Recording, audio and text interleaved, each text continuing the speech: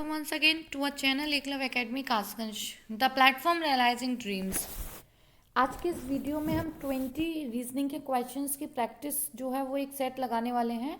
जो जितने भी अपकमिंग एग्जाम्स हैं या रीजनिंग जो भी एग्जाम्स में कभी भी आती है उनसे रिलेटेड हर चैप्टर से एक एक क्वेश्चंस इम्पॉर्टेंट, किस तरीके से हमें बहुत शॉर्ट तरीके से उनको सॉल्व कर सकते हैं, क्या क्या अप्रोच हो सकती हैं, वो सब इसमें जानेंगे। मैं पहले कुछ सेकंड्स आपको दूंगी, उसके बाद उसका आंसर बताऊंगी। ठीक है, चलिए लेट्स स्टार्ट। तो पहला क्वेश्चन है, जैसे कि आप देख पा रहे होंगे सामने ही, कि दी गई आकृतियों में उस एक का चयन कीजिए जिसमें प्रश्न आकृति छिपी हुई है। यानी कि छिपी हुई आकृति की इसमें बात की जा रही है। ठीक है, तो छिपी हुई आकृति की अगर बात की जा रही है तो देखिए इसमें एक मैं आपको 15 सेकंड देती हूँ, उसके बाद फिर मैं आपको आंसर बताऊंगी कि इसका जो आंसर है वो क्या होना चाहिए। ठीक है, जस्ट वेट। चलिए,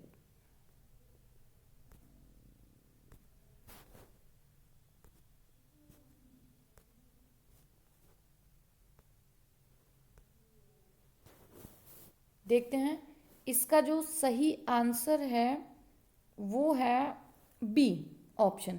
जैसा कि आप देख पा रहे होंगे इस तरीके की आकृति हमें चाहिए जो सेम बनी हुई है। तो आप देखिए यहाँ से इसमें ये आएगी। ठीक है, ये यहाँ तक आके ऐसे, ये वाली इस तरीके से ऐसे आके पीछे लौट के इस तरीके से ये हो जाएगी, इसलिए आंसर है B. The next question is, दिए गए विकल्पों में से प्रश्न में दी गई आकृति को मोड़ने से कौन सी आकृति बनाई जा सकती है। 15 सेकेंड आपको देती हूँ, टाइम स्टार्ट नाउ।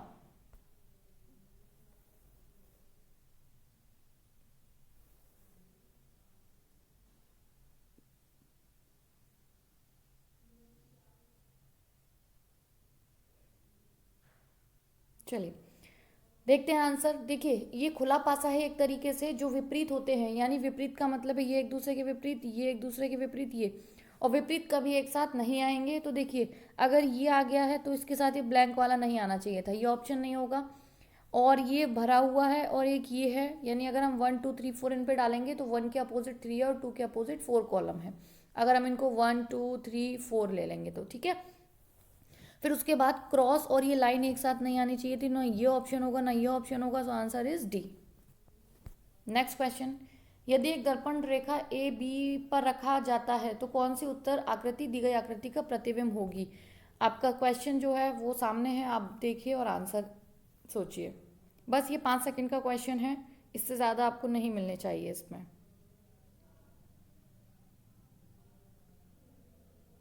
देखिए बहुत सिंपल है, जो दर्पण के पास रहता है, अगर नीचे वाला दर्पण के पास है तो वो दर्पण के पास ही रहेगा। तो इमेज, और जो दर्पण से दूर है नीचे तो वो दर्पण से दूर रहेगा, जो इमेज बनेगी वो ये होगी। Answer is D. Next question is, शब्दकोशों के अनुसार व्यवस्थित करना है हमें। ठीक है, तो आपके पास इसके लिए भी मात्र 10 सेकेंड, 5 सेकेंड ही मान लीजिए, इसको 5 सेकेंड से ज़्यादा नहीं लगेंगे इस सवाल को।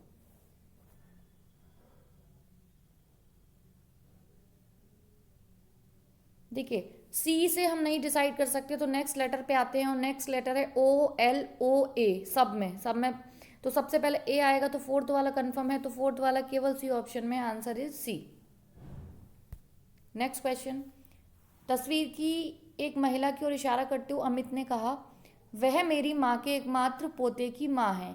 तो महिला अमित से किस प्रकार संबंधित है। सो इस क्वेश्चन के लिए आपको 15 सेकेंड देती हूँ मैं, क्वेश्चन लगाइए।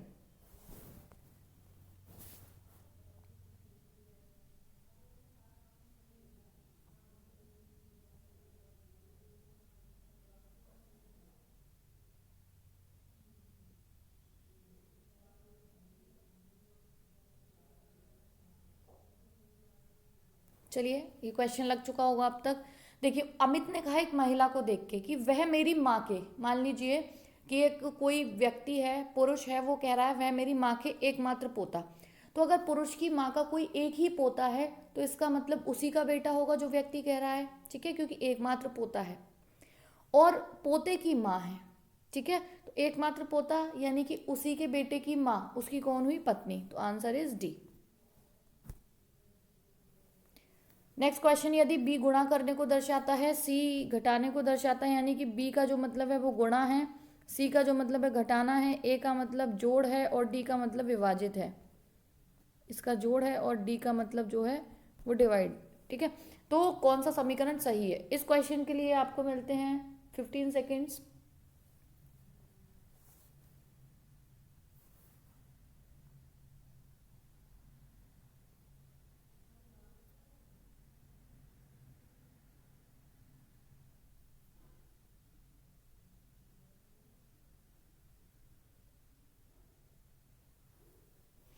हो गया टाइम, देखते हैं। देखिए, सबसे पहले डिवाइड होता है तो हम ये देखेंगे डिवाइड, ये सबसे पहले यही देखा जाता है कि डिवाइड कौन से लेटर से हो रहा है। तो डी से डिवाइड का मतलब है तो सबसे पहले डिवाइड होगा, और जब डिवाइड करेंगे 12 को 24 से तो यहाँ कितना बचेगा 2। फिर देखते हैं, क्योंकि वोड मास के अकॉर्डिंग दूसरा होता है गुणा, तो बी को गुणा दर्शा रहा है तो 2 तिया 6 है ना, और ए दर्शा रहा है कितने को, प्लस को। तो 12 और 6 18, इसका जो आंसर है वो ऑप्शन ए है। नेक्स्ट क्वेश्चन, निम्नलिखित प्रश्न में दिए गए विकल्पों में से विषम शब्द का चयन करिए। ठीक है, चलिए आपको 10 सेकंड सोचने को और समझने को दिए जाते हैं, फिर उसके बाद मैं आपको आंसर बताऊंगी।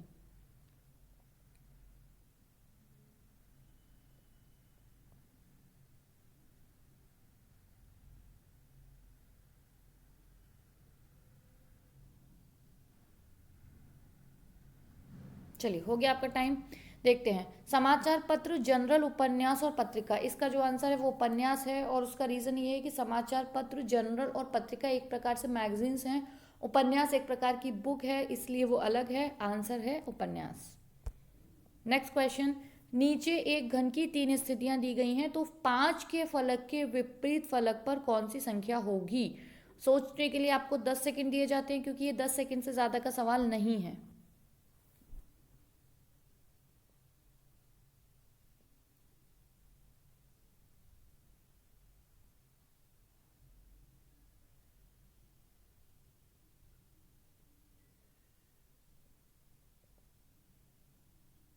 चलिए, टाइम इज ओवर।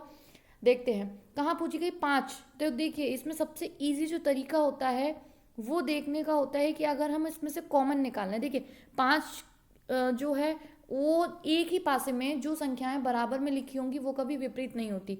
तो 5 के विपरीत 3 लिखा हुआ है, 3 नहीं आ सकता। 5 के विपरीत 6 लिखा हुआ है, 6 नहीं आ सकता। और 5 के विपरीत से मतलब है 5 के साथ 4 लिखा हुआ है, नहीं आ सकता। तो एक ही ऑप्शन बच गया 1। ठीक है, बस इतना करना था। द नेक्स्ट क्वेश्चन इज, निम्नलिखित प्रश्न में किन्हीं दो चिन्हों को परिवर्तित करने पर समीकरण सही होगा। किन चिन्हों को आपस में बदल दें कि इसका समीकरण होगा? ये सवाल भी मुश्किल से बमुश्किल 10 या 15 सेकंड का है, तो वह उतना ही टाइम आपको दिया जाएगा आंसर आपको सोचने के लिए। Time start.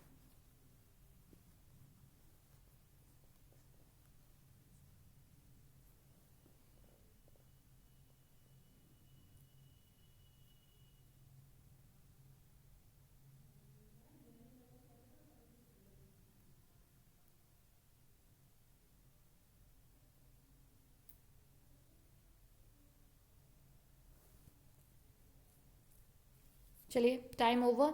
देखते हैं, देखिए इस तरीके के सवालों को अटेम्प्ट करने के लिए मैं आपको बहुत अच्छा से एक छोटी सी अप्रोच बताती हूँ जिसको आप फॉलो कर सकते हो। देखिए, यहाँ सोचने वाली बात ये थी कि ये जो संख्या दे रखी है वो पॉइंट्स में नहीं है, यानी इन सब की जो वैल्यू आएगी वो पूरी ओवरऑल आएगी, यानी कि कोई भी पॉइंट नहीं आएगा। और जब हम भाग किसी का करते हैं, डिवाइड करते हैं, तो अगर पॉइंट की वैल्यू आ गई तो उसके बाद क्या होगा, पॉइंट की वैल्यू के बाद फिर वो नहीं कटेगा। ठीक है, यानी उसमें प्लस होगा या गुणा होगा तो वैल्यू पॉइंट की रहेगी।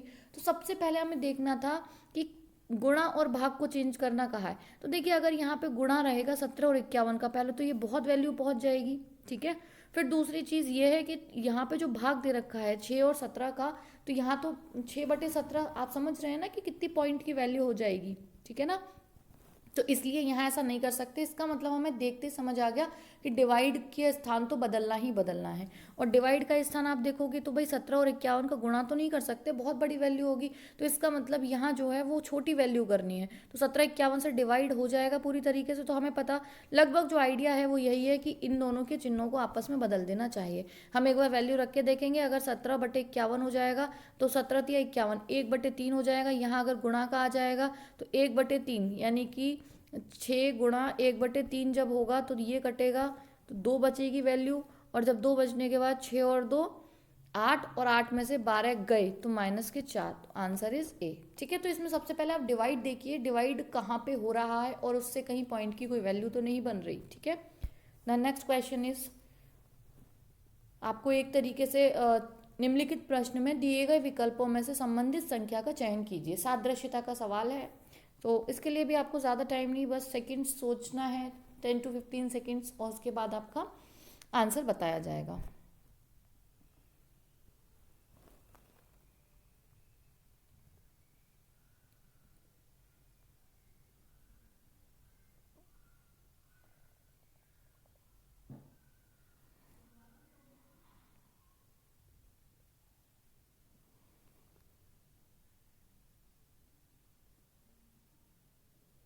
चलिए देखते हैं इसका आंसर। देखिए इसमें क्या किया गया है, 102 में 2 ऐड कर दिया है, यानी लास्ट का 2 ऐड किया तो 104, और उसी 2 का स्क्वायर कर दिया है तो 04। तो ऐसे ही अगर हम करेंगे 104 में 4 ऐड करेंगे तो कितना आ जाएगा 108, और उसी 4 का जब स्क्वायर कर दिया जाएगा तो 4 चौक 16। The answer is D. The next question is, एक कागज के टुकड़े को नीचे दर्शाए गए अनुसार मोड़ने कर पंच किया जाता है, तो नीचे दिए गए चित्रों से ज्ञात कीजिए कि खोले जाने पर यह किस प्रकार का दिखेगा।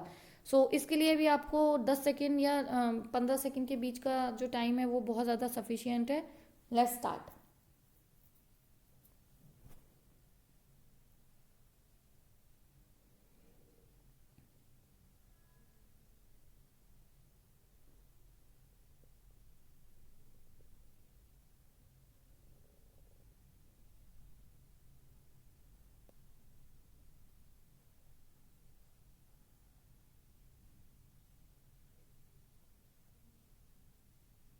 चलिए देखते हैं, इसका जो आंसर है वो ए है। देखिए कागज वाली फोल्डिंग कभी भी आप समझिए इस चीज़ को, मान लीजिए ये थी हमारी सब पूरा ये कंप्लीट। ठीक है, इसको पहले हमने कैसे मोड़ दिया था, दोनों साइड से आप देख रहे होंगे ये कंप्लीट था हमारा। ठीक है, ऊपर तक है ये। अगर आपने इसको फर्स्ट ऐसे 2 बार मोड़ दिया और फिर बाद में इस तरीके से मोड़ दिया, तो यहाँ जब दिया है तो जब हम सबसे लास्ट की फोल्डिंग खोलेंगे तो ये कंप्लीट हो जाएगा। तो कंप्लीट केवल इन 3 में है। ठीक है, उसके बाद जब आप ये वाला जो कॉर्नर है ये वाला, वो यहाँ लगा हुआ होगा। ठीक है, ये कॉर्नर, तो जब ये कॉर्नर इधर से खोलोगे तो एक कट यहाँ भी तो आया होगा इस वाले का, इसका। ठीक है, एक कट यहाँ भी आया होगा, तो आंसर आ गया ए। नेक्स्ट, दिए गए विकल्पों में से संबंधित संख्या युग्म का चयन करिए। तो इसमें भी आप देखिए और बताइए क्या आंसर होना चाहिए। आपके पास टाइम 10 to 15 सेकेंड्स का है।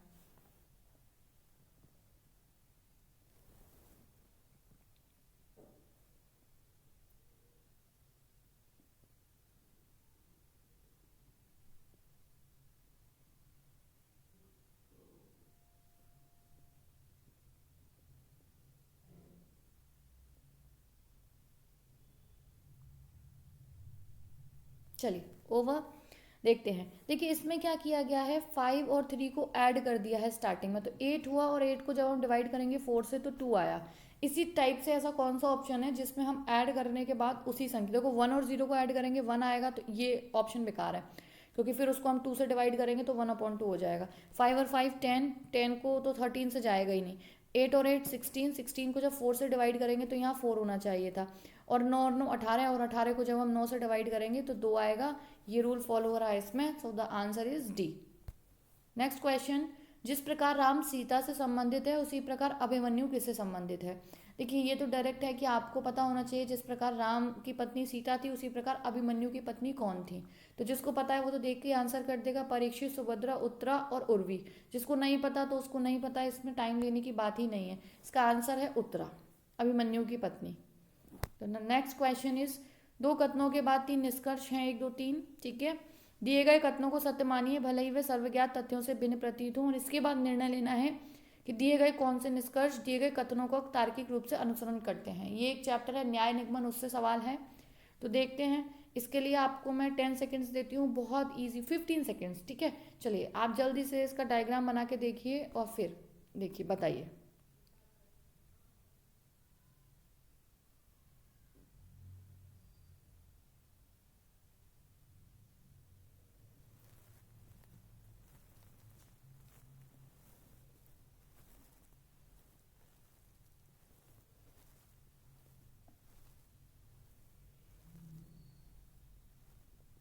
चलिए देखते हैं इसका डायग्राम। कुछ कैट डॉग हैं, तो ये आ गया कैट, ये आ गया डॉग डी, और सभी डॉग डियर हैं। डी से डॉग है तो हम डियर पूरा लिख लेते हैं, ठीक है, यहाँ पे हो गया डियर। तो कुछ डियर कैट हैं, तो देखिए डियर का गोला कैट से टच हो रहा है, हाँ भाई पहला वाला तो सही है। दूसरा, सभी डियर कैट हैं, तो देखिए कुछ तो हैं सभी नहीं है, कैट और डियर का कुछ भाग टच हो रहा है पूरा नहीं, तो दूसरा गलत हो गया। तीसरा, कोई डियर डॉग नहीं है, तो डियर और डॉग का पॉजिटिव संबंध दिया है, पॉजिटिव से नेगेटिव नहीं निकलता, तो केवल पहला निष्कर्ष सही है। नेक्स्ट क्वेश्चन, निम्नलिखित आकृति में कितने त्रिभुज हैं? इसके लिए मैं आपको 15 सेकंड्स देती हूँ, आप त्रिभुज को काउंट करिए और आंसर अपना निकाल लीजिए।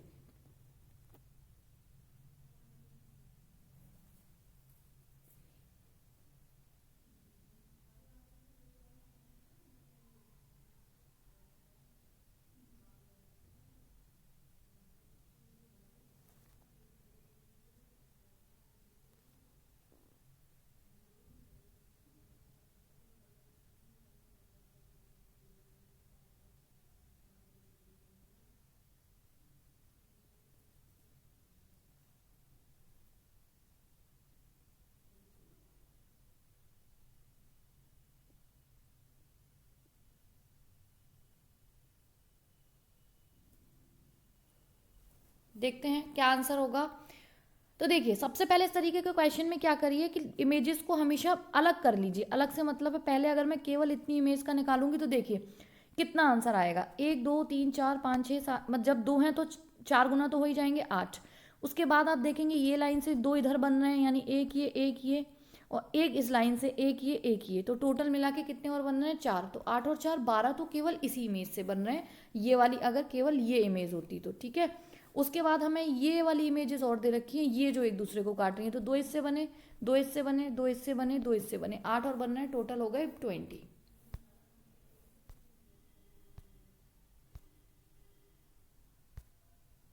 नेक्स्ट क्वेश्चन, निम्नलिखित 4 उत्तर आकृतियों में से कौन सी आकृति प्रश्न आकृति में दिए गए कागज के टुकड़ों से निर्मित की जा सकती है? तो देखिए ये एक तरीके से टोटल मिला के एलिमेंट्स आपको दे रखे हैं। इन टोटल एलिमेंट्स को अगर हम सब एक जैसा कर देंगे, मतलब साथ में कंबाइन कर देंगे, तो कौन सी आकृति बनेगी, ठीक है। तो आपका टाइम स्टार्ट होता है, बहुत इजी से सवाल है, 10 सेकेंड्स काफ़ी है, इनफ है इसको देखने के लिए।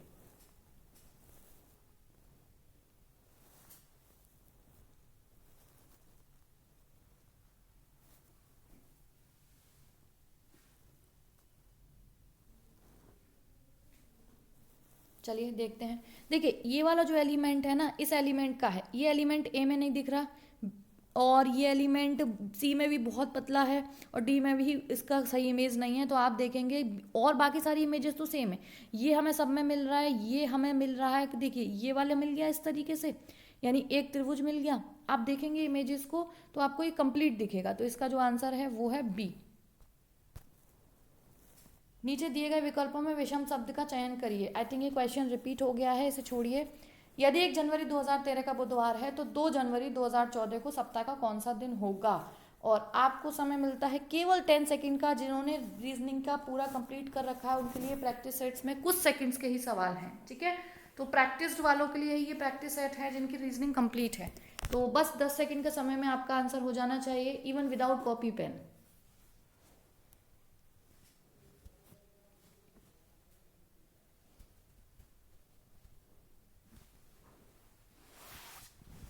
देखिए 1 जनवरी 2013 से 1 जनवरी 2014 तक आएंगे, तो 2013 एक साधारण वर्ष है, और साधारण वर्ष में पहली से अगली साल की पहली तारीख केवल एक दिन प्लस होगा, ठीक है।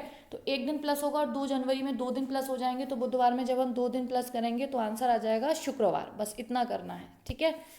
द नेक्स्ट क्वेश्चन इज, दिए गए विकल्पों में अक्षर संख्या चुनिए, ठीक है। एड्स जिस प्रकार से वायरस से है, मलेरिया, देखिए इसमें जिसको पता होगा कि कौन सा जो रोग है वो किससे होता है, उसका वाहक कौन है, वही बता सकता है।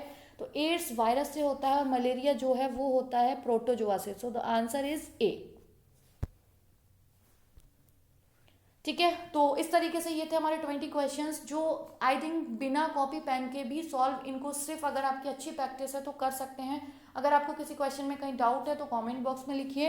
इसके बाद हम ऐसे ही प्रैक्टिस सेट 20 या 15 क्वेश्चंस के इंपॉर्टेंट सेट्स लगाते रहेंगे आगे आने वाले सभी एग्जाम्स के लिए, आपके बहुत ही इंपॉर्टेंट हैं। Thanks for watching this video. Channel को लाइक कर लीजिए, वीडियो को लाइक करिए, चैनल को सब्सक्राइब करिए और आगे वीडियो से जुड़े रहने के लिए सबको शेयर करिए। Thanks for watching again.